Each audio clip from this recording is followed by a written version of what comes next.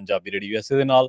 ਤੇ ਆਪਾਂ ਜਿਵੇਂ ਬ੍ਰੇਕ ਤੇ ਜਾਣ ਤੋਂ ਪਹਿਲਾਂ ਇੱਕ ਸਿਆਸੀ ਗੱਲਬਾਤ ਬਾਰੇ ਚਰਚਾ ਛੱਡ ਕੇ ਗਏ ਸਾਂ ਕਿ ਉਸ ਗੱਲਬਾਤ ਬਾਰੇ ਤੁਹਾਨੂੰ ਦੱਸਾਂਗੇ ਕਿ ਕਿਵੇਂ ਜਿਹੜੇ ਇਹ ਪਰਿਵਾਰ ਨੇ ਇਹਨਾਂ ਦਾ ਕਬਜ਼ਾ ਰਿਹਾ।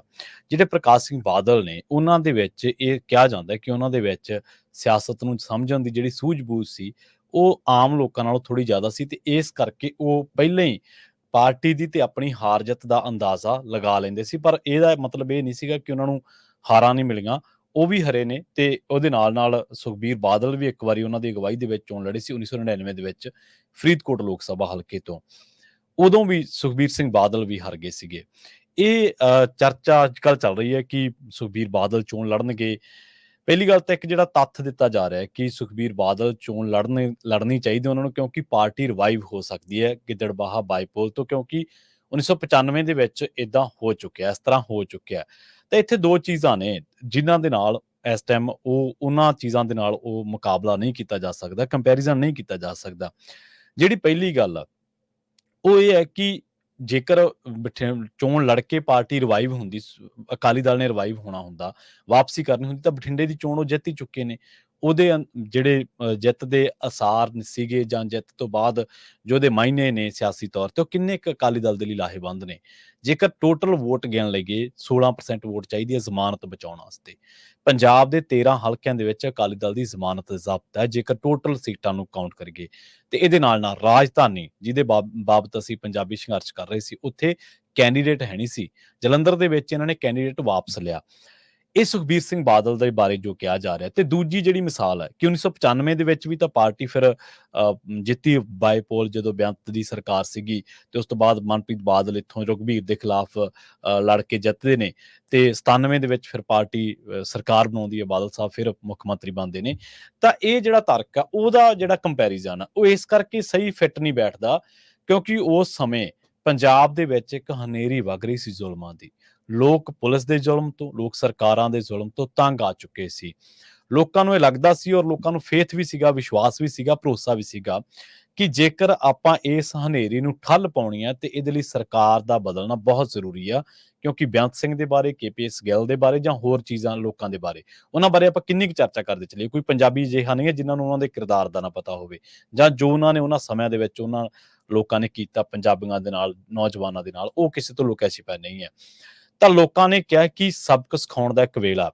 ਹਾਲਾਂਕਿ ਬੇਅੰਤ ਸਿੰਘ ਖੁਦ ਉੱਥੇ ਜਾ ਕੇ ਬਹਿ ਗਿਆ ਸੀ, ਉਹਨੇ ਬਹੁਤ ਜ਼ੋਰ ਲਾਇਆ, ਟਿੱਲ ਦਾ ਜ਼ੋਰ ਲਾ ਲਿਆ, ਪਰ ਪ੍ਰਕਾਸ਼ ਸਿੰਘ ਬਾਦਲ ਵੀ ਸਿਆਸਤਦਾਨ ਤਕੜੇ ਸੀਗੇ। ਇਹ ਨਹੀਂ ਕਿ ਸੀਗਾ ਕਿ ਉਹਨਾਂ ਨੂੰ ਕਾਂਗਰਸ ਦੀ ਸਿਆਸਤ ਦਾ ਕਾਟ ਨਹੀਂ ਸੀ ਕਰਨੀ ਆਉਂਦੀ। ਤਾਂ ਉਹਨਾਂ ਨੇ ਉੱਥੋਂ ਬੇਅੰਤ ਸਿੰਘ ਨੂੰ ਹਰਾ ਕੇ ਭੇਜਿਆ 1200 ਵੋਟ ਦੇ ਨਾਲ। ਮਨਪ੍ਰੀਤ ਬਾਦਲ ਜਿੱਤਦੇ ਨੇ ਗਿੱਦੜਬਾਹਾ ਤੋਂ। ਗਿੱਦੜਬਾਹਾ ਜਿਹੜੀ ਇਹ ਸੀਟ ਹੈ 1967 ਦੇ ਵਿੱਚ ਹਰਚਰਨ ਸਿੰਘ ਬਰਾੜ ਇੱਥੋਂ ਜਿੱਤੇ ਸੀਗੇ।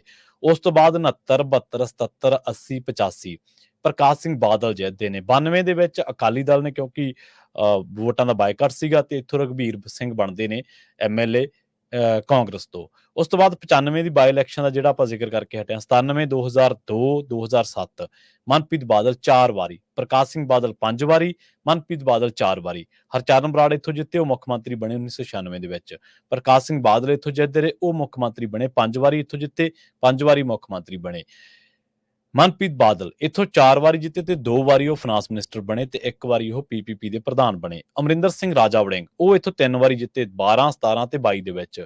ਉਹ ਆਲ ਇੰਡੀਆ ਯੂਥ ਕਾਂਗਰਸ ਦੇ ਪ੍ਰੈਜ਼ੀਡੈਂਟ ਬਣੇ ਤੇ ਉਸ ਤੋਂ ਬਾਅਦ ਪੰਜਾਬ ਦੇ ਵਿੱਚ ਟਰਾਂਸਪੋਰਟ ਮਿਨਿਸਟਰ ਬਣੇ ਤੇ ਇਸ ਟਾਈਮ ਉਹ ਲੁਧਿਆਣੇ ਤੋਂ ਮੈਂਬਰ ਪਾਰਲੀਮੈਂਟ ਨੇ। ਮਤਲਬ ਇਸ ਹਲਕੇ ਬਾਰੇ ਕਿਹਾ ਜਾਂਦਾ ਕਿ ਜਿਹੜਾ ਵੀ ਬੰਦਾ ਇੱਥੋਂ ਜਿੱਤਦਾ ਰਿਹਾ ਉਹ ਬੰਦੇ ਦਾ ਪ੍ਰੋਫਾਈਲ ਮਜ਼ਬੂਤ ਹੋਇਆ ਤੇ ਉਹਨੇ ਪੰਜਾਬ ਦੇ ਵਿੱਚ ਵੱਡੀਆਂ ਸੀਟਾਂ, ਵੱਡੀਆਂ ਉਪਲਬਧੀਆਂ ਹਾਸਲ ਕੀਤੀਆਂ। ਤਾਂ ਉਦੋਂ ਜ਼ੁਲਮ ਦੀ ਹਨੇਰੀ ਦੇ ਖਿਲਾਫ ਲੋਕਾਂ ਨੇ ਬੇਅੰਤ ਸਿੰਘ ਨੂੰ ਇੱਥੋਂ ਹਰਾ ਕੇ ਭੇਜਿਆ। ਪਰ ਹੁਣ ਤਸਵੀਰ ਬਿਲਕੁਲ ਉਲਟਾ। ਜਿਹੜੇ ਦੋਸ਼ ਉਹਨਾਂ ਸਮਿਆਂ ਦੇ ਵਿੱਚ ਕਾਂਗਰਸ ਤੇ ਲੱਗਦੇ ਸੀ ਤੇ ਅੱਜ ਵੀ ਲੱਗਦੇ ਨੇ, ਉਸੇ ਤਰ੍ਹਾਂ ਦੇ ਦੋਸ਼ ਸਿੱਖ ਹਲਕਿਆਂ, ਪੰਥਕ ਹਲਕਿਆਂ ਦੇ ਵਿੱਚ ਅਕਾਲੀ ਦਲ ਤੇ ਲੱਗਦੇ ਨੇ। ਸੋ ਜਿਹੜਾ ਤਰਕ ਹੈ, ਇਹ ਥਿਊਰੀ ਹੈ, ਇੱਥੇ ਹੀ ਦਮ ਤੋੜ ਜਾਂਦੀ ਹੈ ਕਿ ਇੱਥੋਂ ਜਿੱਤ ਕੇ ਪਾਰਟੀ ਰਿਵਾਈਵ ਹੋ ਜਾਊਗੀ। ਕਿੰਨੀ ਕੁ ਵਾਰੇ ਕਹੀਏ ਕਿ ਰਿਵਾਈਵਲ ਜਿਹੜਾ ਉਹ ਇਸ ਗੱਲ 'ਚ ਨਹੀਂ ਲੁਕਿਆ ਕਿ ਕੌਣ ਕਿੰਨੀਆਂ ਵੋਟਾਂ ਲੈ ਰਿਹਾ, ਕੌਣ ਸੁਖਬੀਰ ਬਾਦਲ ਹੈ, ਮੰਚ ਤੋਂ ਕੌਣ ਰੈਲੀ ਕਰ ਰਿਹਾ, ਕੌਣ ਪ੍ਰਧਾਨ ਹੈ। ਉਹ ਕੁਛ ਹੋਰ ਗੱਲਾਂ ਦੇ ਵਿੱਚ, ਉਹ ਜਿਨ੍ਹਾਂ ਗੱਲਾਂ ਦੇ ਮੂੰਹ ਮੋੜਿਆ ਗਿਆ, ਜਿਹੜੇ ਸਿਧਾਂਤ ਤੋਂ ਮੂੰਹ ਮੋੜਿਆ ਗਿਆ, ਉਹ ਉੱਥੇ ਰੁਕੀ ਹੋਈ ਗੱਲ ਆ, ਉਹ ਆਮ ਗੱਲ ਨਹੀਂ ਹੈ। ਬਾਵਜੂਦ ਇਸ ਦੇ, ਚਾਹੇ ਉਹ ਹਰਚਰਨ ਸਿੰਘ ਬਰਾੜ ਹੋਣ, ਚਾਹੇ ਉਹ ਪ੍ਰਕਾਸ਼ ਸਿੰਘ ਬਾਦਲ ਹੋਣ, ਰਘਬੀਰ ਸਿੰਘ ਹੋਣ, ਮਨਪ੍ਰੀਤ ਬਾਦਲ ਹੋਣ ਤੇ ਅਮਰਿੰਦਰ ਸਿੰਘ ਰਾਜਾ ਵੜਿੰਗ, ਅੱਜ ਵੀ ਗਿੱਦੜਬਾਹਾ ਦੇ ਲੋਕ ਸੀਵਰੇਜ ਨੂੰ ਤਰਸ ਰਹੇ ਨੇ। ਅੱਜ ਵੀ ਹਾਲਤ ਸ਼ਹਿਰ ਦੀ ਨਰਕ ਵਰਗੀ ਹੈ। ਮੁੱਖ ਮੰਤਰੀ ਭਗਵੰਤ ਮਾਨ ਨੇ ਉੱਥੇ ਜਾ ਕੇ ਗੱਲ ਤੇ ਤੰਜ਼ ਵੀ ਕੀਤਾ, ਉਹ ਜਦੋਂ ਡਿੰਪੀ ਢਿੱਲੋਂ ਨੂੰ ਉਹਨਾਂ ਨੇ ਸ਼ਾਮਲ ਕੀਤਾ। ਤੇ ਜਿਹੜਾ ਮੈਂ ਸਿਆਸੀ ਗੱਠਜੋੜ ਦੀ ਗੱਲ ਕੀਤੀ ਸੀ, ਜਦੋਂ ਇਲੈਕਸ਼ਨ ਹੋਈ 1970 ਦੇ ਵਿੱਚ ਇਲੈਕਸ਼ਨਾਂ ਹੋ ਰਹੀਆਂ ਸੀ, ਫਰੀਦਕੋਟ ਤੋਂ ਗੁਰਬਿੰਦਰ ਕੌਰ ਬਰਾੜ ਪ੍ਰਕਾਸ਼ ਸਿੰਘ ਬਾਦਲ ਬਣੇ 1977 ਦੇ ਵਿੱਚ ਐਮਪੀ ਫਰੀਦਕੋਟ ਦੀ ਸੀਟ ਤੋਂ, ਤੇ ਉਹਨਾਂ ਨੇ ਸੀਟ ਛੱਡੀ ਗੁਰਬਿੰਦਰ ਕੌਰ ਬਰਾੜ ਵਾਸਤੇ 1980 ਦੇ ਵਿੱਚ। ਬਾਅਦ ਦੇ ਵਿੱਚ ਉੱਥੋਂ ਭਾਈ ਸ਼ਮਿੰਦਰ ਸਿੰਘ, ਜਗਦੇਵ ਸਿੰਘ ਖੁੰਡੀਆਂ ਸ਼੍ਰੋਮਣੀ ਅਕਾਲੀ ਦਲ ਅੰਮ੍ਰਿਤਸਰ ਤੋਂ ਵੀ ਜਿੱਤਦੇ ਰਹੇ। 1996 ਦੇ ਵਿੱਚ ਆ ਕੇ ਸੁਖਬੀਰ ਬਾਦਲ ਵਾਸਤੇ ਸੀਟ ਛੱਡੀ ਲੋਕ ਸਭਾ ਦੀ ਬਰਾੜ ਪਰਿਵਾਰ ਨੇ। ਇਸੇ ਤਰ੍ਹਾਂ ਜਦੋਂ 1999 ਦੇ ਵਿੱਚ ਇਹਨਾਂ ਦੀ ਆਪਸੀ ਕੁਟਾਸਲ ਹੋ ਗਈ, ਉੱਥੋਂ ਜਗਮੀਤ ਸਿੰਘ ਬਰਾੜ ਜਿੱਤ ਗਏ ਕਾਂਗਰਸ ਦੀ ਟਿਕਟ ਤੋਂ। ਤਾਂ ਇਹਨਾਂ ਦੋਨਾਂ ਪਰਿਵਾਰਾਂ ਨੇ ਫੈਸਲਾ ਕਰ ਲਿਆ ਕਿ ਆਪਾਂ ਇੱਕ ਦੂਜੇ ਦੇ ਖਿਲਾਫ ਚੋਣ ਨਹੀਂ ਲੜਨੀ। ਉਸ ਤੋਂ ਬਾਅਦ ਬਾਦਲ ਕੇ ਸੁਖਬੀਰ ਬਾਦਲ, ਸੁਰਿੰਦਰ ਕੌਰ ਬਾਦਲ, ਹਰਸਿਮਰਤ ਕੌਰ ਬਾਦਲ, ਪ੍ਰਕਾਸ਼ ਸਿੰਘ ਬਾਦਲ ਇਹ ਮੁਕਤਸਰ ਸਾਹਿਬ ਦੇ ਵਿੱਚ ਨਹੀਂ ਵੜੇ। ਇਹਨਾਂ ਨੇ ਕੋਈ ਚੋਣ ਨਹੀਂ ਲੜੀ, ਨਾ ਫਰੀਦਕੋਟ ਦੇ ਵਿੱਚ।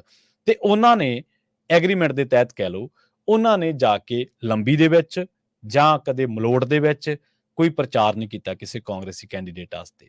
ਸੋ ਇੱਥੋਂ ਇਹਨਾਂ ਦੋਨਾਂ ਪਰਿਵਾਰਾਂ ਦੀ ਜਿਹੜੀ ਸਾਂਝ ਆ ਉਹ ਵੀ ਹੈ। ਤੇ ਇਹ ਇੱਥੇ ਨਹੀਂਗਾ ਕਿ ਉਹ ਔਰਾ ਖਤਮ ਹੋ ਗਿਆ ਹਰਚਰਨ ਬਰਾੜ ਦੇ ਜਾਣ ਦੇ ਨਾਲ, ਉਹ ਜੋ ਚੀਜ਼ਾਂ ਖਤਮ ਹੋ ਗਈਆਂ। ਇੱਕ ਮਿੰਟ 'ਚ ਹੀ ਆਪਾਂ ਦੱਸਦੇ ਹਾਂ, ਵਾਈਂਡ ਅਪ ਕਰਦੇ ਹਾਂ। ਇਸੇ ਤਰ੍ਹਾਂ ਦੇ ਦੋਸ਼ ਜਦੋਂ ਅਮਰਿੰਦਰ ਸਿੰਘ ਰਾਜਾ ਵੜਿੰਗ ਚੋਣ ਲੜਦੇ ਨੇ 2019 ਦੇ ਇਲੈਕਸ਼ਨ ਦੀ ਬਠਿੰਡਾ ਲੋਕ ਸਭਾ ਹਲਕੇ ਤੋਂ, ਉਹ ਕਹਿੰਦੇ ਨੇ ਕਿ ਇਹ ਦੋਨੇ ਭਾਈ ਰਲ ਚੁੱਕੇ ਆ। ਉਹਨਾਂ ਦਾ ਇਸ਼ਾਰਾ ਸੀ ਮਨਪ੍ਰੀਤ ਬਾਦਲ, ਹਾਲਾਂਕਿ ਉਹ ਕਾਂਗਰਸ ਦੇ ਵਿੱਚ ਸੀਗੇ, ਤੇ ਸੁਖਬੀਰ ਸਿੰਘ ਬਾਦਲ ਕੰਨੀ। ਉਹ ਕਹਿੰਦੇ ਕਿ ਬਾਦਲਾਂ ਦੇ ਬੰਦੇ ਜਿਹੜੇ ਇਹਨਾਂ ਦੇ ਵਰਕਰ ਨੇ, ਜਾਂ ਸ਼੍ਰੋਮਣੀ ਅਕਾਲੀ ਦਲ ਨੇ, ਜਾਂ ਕਾਂਗਰਸ ਦੇ ਵਰਕਰ ਨੇ, ਪਰ ਉਹ ਹੈਗੇ ਅਟੈਚ ਉਹ ਮਨਪ੍ਰੀਤ ਬਾਦਲ ਦੇ ਨਾਲ ਨੇ, ਤਾਂ ਉਹ ਵੋਟਾਂ ਅਕਾਲੀ ਦਲ ਨੂੰ, ਮਤਲਬ ਹਰਸਿਮਰਤ ਬਾਦਲ ਨੂੰ ਪਵਾ ਰਹੇ ਨੇ, ਮੇਰੇ ਓਪੋਨੈਂਟ ਨੇ। ਮਨਪ੍ਰੀਤ ਬਾਦਲ ਭਾਜਪਾ 'ਚ ਚਲੇ ਗਏ 2024 ਦੇ ਵਿੱਚ। ਉਹਨਾਂ ਤੇ ਕੀ ਦੋਸ਼ ਲੱਗਿਆ ਕਿ ਇਹਨਾਂ ਨੇ 2024 ਦੇ ਇਲੈਕਸ਼ਨਾਂ ਦੇ ਵਿੱਚ ਜਿਹੜਾ ਦੋਸ਼ ਉਹਨਾਂ ਨੇ ਮਤਲਬ ਭਾਜਪਾ ਚਲੇ ਗਏ ਸੀ, ਤਾਂ ਸਰੂਪ ਚੰਦ ਸਿੰਗਲਾ ਉਹਨਾਂ ਦੇ ਉੱਤੇ ਦੋਸ਼ ਲਾ ਰਹੇ ਸੀਗੇ ਕਿ ਇਹਨਾਂ ਨੇ ਮੈਨੂੰ ਹਰਾਉਣ ਦੇ ਲਈ ਟਿੱਲ ਦਾ ਜ਼ੋਰ ਲਾਇਆ 2022 ਦੇ ਇਲੈਕਸ਼ਨ ਦੇ ਵਿੱਚ। ਜਿਹੜੀ ਮਨਪ੍ਰੀਤ ਬਾਦਲ ਤੇ ਸੁਖਬੀਰ ਦੀ ਸਾਂਝ ਆ, ਉਹ 2019 ਦੇ ਇਲੈਕਸ਼ਨ ਦੀ ਮੈਂ ਗੱਲ ਕੀਤੀ ਸੀ, ਉਹ ਲੋਕ ਸਭਾ ਇਲੈਕਸ਼ਨ ਸੀ। ਪਰ ਸਰੂਪ ਚੰਦ ਸਿੰਗਲਾ 2022 ਦੇ ਇਲੈਕਸ਼ਨ ਦੀ ਗੱਲ ਕਰ ਰਹੇ ਸੀ। ਉਹ ਕਹਿ ਰਹੇ ਸੀਗੇ ਕਿ ਅਕਾਲੀਆਂ ਦੇ ਬੰਦੇ ਇੱਥੇ ਮਨਪ੍ਰੀਤ ਬਾਦਲ ਨੂੰ ਵੋਟਾਂ ਪਵਾ ਰਹੇ ਸੀ 2022 ਦੇ ਵਿੱਚ, ਉਹ ਕਾਂਗਰਸ ਦੇ ਵਿੱਚ ਸੀਗੇ। ਤਾਂ ਇਸੇ ਤਰ੍ਹਾਂ ਉਹ ਕਹਿੰਦੇ ਕਿ ਮੈਂ ਸੁਖਬੀਰ ਬਾਦਲ ਨੂੰ ਕਿਹਾ ਕਿ ਭਾਈ ਇਹ ਗੱਲ ਮਾੜੀ ਹੈ ਤੁਹਾਡੀ, ਤੁਸੀਂ ਮੈਨੂੰ ਟਿਕਟ ਦਿੱਤੀ ਹੈ ਤੇ ਤੁਸੀਂ ਇਹਨੂੰ ਕਿਉਂ ਵੋਟਾਂ ਪਵਾ ਰਹੇ ਹੋ। ਬਾਅਦ ਦੇ ਵਿੱਚ ਸਰੂਪ ਚੰਦ ਸਿੰਗਲਾ ਚਲੇ ਗਏ ਭਾਜਪਾ ਦੇ ਵਿੱਚ, ਮਨਪ੍ਰੀਤ ਬਾਦਲ ਵੀ ਭਾਜਪਾ ਚਲੇ ਗਏ। ਅੱਜ ਮਨਪ੍ਰੀਤ ਬਾਦਲ ਦੇ ਖਿਲਾਫ ਉਸੇ ਪਾਰਟੀ ਦੇ ਬੰਦੇ ਨੇ, ਉਸੇ ਬੰਦੇ ਨੇ ਸ਼ਿਕਾਇਤ ਕੀਤੀ ਹੋਈ ਆ ਵਿਜੀਲੈਂਸ ਦੇ ਵਿੱਚ। ਸੋ ਇੱਕੋ ਪਾਰਟੀ ਦੇ ਵਿੱਚ ਨੇ, ਪਰ ਉਹ ਡਿਫਰੈਂਟ ਪੇਜਸ ਦੇ ਉੱਤੇ ਨੇ।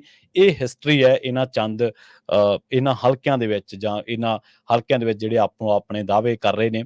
ਕੁਝ ਲੋਕ ਮਨਪ੍ਰੀਤ ਬਾਦਲ ਨੂੰ ਕਹਿ ਰਹੇ ਨੇ ਕਿ ਉਹਨਾਂ ਦੇ ਵਿੱਚ ਚੋਣ ਜਿੱਤਣ ਦਾ ਮਾਦਾ ਇਉਂ ਹੈ, ਪਰ ਉਹਨਾਂ ਦੀ ਥਿਊਰੀ ਇਸ ਕਰਕੇ ਸਹੀ ਨਹੀਂ ਜਾਪਦੀ ਕਿਉਂਕਿ ਮਨਪ੍ਰੀਤ ਬਾਦਲ ਨੇ ਬਾਦਲ ਪਰਿਵਾਰ ਤੋਂ ਜਾਂ ਅਕਾਲੀ ਦਲ ਤੋਂ ਅੱਡ ਹੋ ਕੇ ਪੀਪੀਪੀ ਬਣਾਈ ਸੀ ਪਾਰਟੀ 2011 ਦੇ ਵਿੱਚ। 2012 ਦੇ ਵਿੱਚ ਉਹਨਾਂ ਨੇ ਚੋਣ ਲੜੀ ਪੀਪੀਪੀ ਦੀ ਟਿਕਟ ਤੋਂ, ਮੌੜ ਤੋਂ, ਤੇ 12 ਦੇ ਵਿੱਚ ਗਿੱਦੜਬਾਹਾ ਤੋਂ। ਉਹ ਦੋਨੇ ਥਾਵਾਂ ਤੋਂ ਹਾਰ ਗਏ। ਇਸੇ ਤਰ੍ਹਾਂ ਜੇਕਰ ਉਹ ਮਤਲਬ ਉਹਨਾਂ ਦੀ ਆਪਦੀ ਕੋਈ ਹਸਤੀ ਹੁੰਦੀ ਤਾਂ ਉਹ 2022 ਦੇ ਵਿੱਚ ਵੀ ਜਿੱਤ ਜਾਂਦੇ। ਪਰ 2022 ਦੇ ਵਿੱਚ ਜਗਰੂਪ ਸਿੰਘ ਗਿੱਲ ਬਠਿੰਡੇ ਤੋਂ, ਉਹਨਾਂ ਨੇ 60,000 ਦੇ ਮਾਰਜਨ ਦੇ ਨਾਲ ਪੰਜਾਬ ਦੇ 2 ਵਾਰ ਦੇ ਸਾਬਕਾ ਵਿੱਤ ਮੰਤਰੀ ਮਨਪ੍ਰੀਤ ਬਾਦਲ ਨੂੰ ਹਰਾਇਆ। ਸੋ ਜਿਹੜੇ ਲੋਕਾਂ ਨੂੰ ਇਹ ਵਹਿਮ ਹੈ ਜਾਂ ਇਹ ਕਹਿੰਦੇ ਨੇ ਕਿ ਉਹ ਮਨਪ੍ਰੀਤ ਬਾਦਲ ਆਪਣੇ ਪੱਧਰ ਤੇ ਵੀ ਜਿੱਤ ਸਕਦੇ ਨੇ, ਉਹਨਾਂ ਨੂੰ ਕੋਈ ਟੈਗ ਦੀ ਜ਼ਰੂਰਤ ਨਹੀਂ ਹੈ, ਤਾਂ ਉਹ ਇਹਨੂੰ ਹਿਸਟਰੀ ਨੂੰ ਵੀ ਜ਼ਰੂਰ ਉਹ ਦੇਖ ਲੈਣ। ਖੈਰ, ਪ੍ਰੋਗਰਾਮ ਖਬਰ ਤੇ ਨਜ਼ਰ ਨੂੰ ਆਪਾਂ ਇੱਥੇ ਹੀ ਸਮਾਪਤ ਕਰਾਂਗੇ। ਆਉਣ ਵਾਲੇ ਸਮੇਂ ਦੇ ਵਿੱਚ ਵੀ ਜਿੰਨੀਆਂ ਵੀ ਇਹ ਜ਼ਿਮਨੀ ਚੋਣਾਂ ਹੋਣੀਆਂ ਨੇ, ਜਿਹੜੀ ਚਰਚਾ ਆਪਾਂ ਖਬਰ ਤੇ ਨਜ਼ਰ ਪ੍ਰੋਗਰਾਮ ਦੇ ਵਿੱਚ ਜਾਂ ਆਮ ਖਬਰਾਂ ਦੇ ਵਿੱਚ ਕਰਦੇ ਹਾਂ ਤਾਂ ਕਰਦੇ ਹੀ ਹਾਂ ਕਿ ਕੀ ਹੋ ਰਿਹਾ, ਕੀ ਵਾਪਰ ਰਿਹਾ। ਪਰ ਇਹਦੇ ਨਾਲ ਵਾਪਰ ਰਹੇ ਦੇ ਨਾਲ ਕੁਝ ਅਤੀਤ ਦੇ ਕੁਝ ਗੱਠਜੋੜ, ਅਤੀਤ ਦੇ ਵਿੱਚ ਕੀ ਕੁਝ ਹੋਇਆ, ਜਿਵੇਂ ਆਪਾਂ ਲੋਕ ਸਭਾ ਇਲੈਕਸ਼ਨਸ ਦੇ ਵਿੱਚ ਵੀ ਕਰਦੇ ਰਹੇ ਹਾਂ, ਤੇ ਇਹਦੇ ਹੋਰ ਜਿਹੜੀਆਂ ਸਿਆਸੀ ਸੰਭਾਵਨਾਵਾਂ ਹੁੰਦੀਆਂ ਨੇ, ਸਿਆਸੀ ਤਰਾਜ਼ੂ ਦੇ ਵਿੱਚ ਜੋ ਚੀਜ਼ਾਂ ਤੁਲਦੀਆਂ ਨੇ, ਉਹਨਾਂ ਦੇ ਉੱਤੇ ਆਪਾਂ ਚਰਚਾ ਆਉਂਦੇ ਸਮੇਂ ਦੇ ਵਿੱਚ ਵੀ ਜਾਰੀ ਰੱਖਾਂਗੇ। ਪ੍ਰੋਗਰਾਮ ਖਬਰ ਤੇ ਨਜ਼ਰ ਆਪਾਂ ਇੱਥੇ ਸਮਾਪਤ ਕਰਾਂਗੇ। ਅਗਲੀ ਪੇਸ਼ਕਸ਼ ਅਪਡੇਟ ਅਮਰੀਕਾ ਦੇ ਨਾਲ ਵਿਸ਼ਵ ਭਰ ਦੇ ਵਿੱਚ ਵਾਪਰੀਆਂ ਅਹਿਮ ਵੱਡੀਆਂ ਖਾਸ ਘਟਨਾਵਾਂ, ਖਬਰਾਂ ਦੇ ਬਾਰੇ ਤੁਹਾਨੂੰ ਦਿੱਤੀਆਂ ਜਾਣਗੀਆਂ ਜਾਣਕਾਰੀਆਂ। ਜੁੜੇ ਰਹੋ ਪੰਜਾਬੀ ਰੇਡੀਓ USA ਦੇ ਨਾਲ। ਬਹੁਤ ਬਹੁਤ ਧੰਨਵਾਦ। ਸਤਿ ਸ੍ਰੀ ਅਕਾਲ।